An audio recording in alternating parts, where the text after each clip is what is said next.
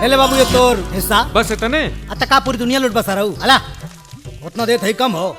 ला भाई तू सूरज ए मैं मान ले तू ले ला। सूरज कहाँ बरे? होने देखा महाराज। अरे सूरज तू ही हवा आजा भाई। अरे करे यार मजा आ गई तू आ गई ला।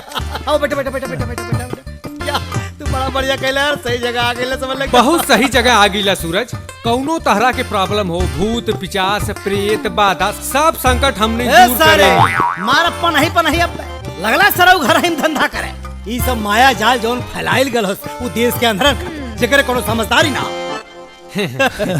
वो सब तो ठीक है यार, लेकिन कोनो दिन अगर ये सब भेद खुल गई हाँ तो फिर क्यों बचा ना पाई तो का बताई सूरज, कॉलेज की मजाक सच हो गई। रघु के जल्दी जल्दी पैसा कमावे के लालच रहल और यही जल्दी जल्दी पैसा कमावे के लालच में फरेब के धंधा शुरू कर देलस और हमरा के भी यही में घसीट देलस। इंडिया टॉप कैले रहले पढ़ाई के ना लिखे के ठप्पो का संग नौकरी दे तो है घर में आवे ना जाए के। अच्छा ठीक बा अब चुप रहा। अरे मर्दे का बताई भाई साहब कमाल का धंधा। सूरज ही समझ ला कि ना फिटकीरी ना हरदी ना हर रहे रंग एकदम चौक। इतना ना माल कमात है भाई कि नौकरी में भला कहाँ मिले इतना। ना भैया सही बोला तू रघु भैया।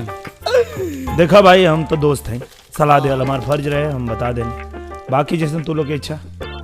अच्छा हम चलम ना तो देर हुई तो माई बाबूजी परेशान हुई। हे भाई सलाह तो तू ठीक है देला, लेकिन एगो बात बतावा देश का बाबा टीवी पे बैठ के छकले हवा जगह पकड़ा गए हम बहुत जल्दी टीवी पे बैठ के देखबा ना माले कमा कमा लोग भाई हम चलत है नहीं तो बाबूजी परेशान हुई है। बाबूजी हाँ बाबूजी के ट्रांसफर एजे हो गई बा। अरे अरे भैया ये तो कमाल हो गई। अब एक के शहर में हमने बानी तो मुलाकात तो भी करी। बिल्कुल अच्छा अच्छा चला। अच्छा सुना हाँ बाहर में हमारे दूसरे चेला खड़ा हुई तेरे उन्हें के भेद सारे आके हिस्सा ले ले जरूर। हाँ भैया तनी अच्छा जयराम देवकी ला मिठाई। अरे का बात है जी, बड़ा खुश लगता नहीं। अरे पहले मुंह खोला मिठाई खा। बुझाता कि कोनो खजाना मिल गइल बा।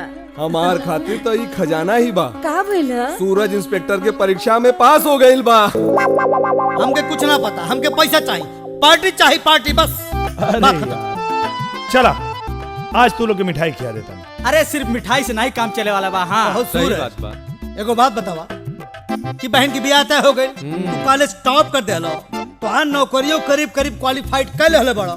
हे मर्दे तू आज बिहान का के लिए पड़ो पार्टी देबा कि नौटंकी करबा? इतना खुशी के मौके में महाराज जोरदार पार्टी होके चाहिए का हो। हाँ, और का एकदम करेक्ट। और सुनो पार्टी में खाली मिठाई ना चाहिए, हाँ। खंभा चाहिए खंभा। अरे ना ना ना ना हम दारू शराब ना पी ले भाई। अरे तो तू ना पियाला तो हमनी के पिया सकेला महाराज का हो। एकदम सही। अरे यार लेकिन अब लेकिन मत करा भाई, तू दारू मत पिया। हमने कहा पानी की तू पिया तो क्या हमने ऐसा जगह ले आई चलब ना सूरज कि बिना पियने 5 बोतल के नशा हो जाए एकदम। बिना पियले नशा वो जो मजा नाच में आइल शराब में नहीं है। हाँ लेकिन कोनो काम के अति ठीक ना होला समझला। एकदम बराबर। लेकिन ऐसे टाइम पर होश के करा रहेला कि फायदा का नुकसान का। देखा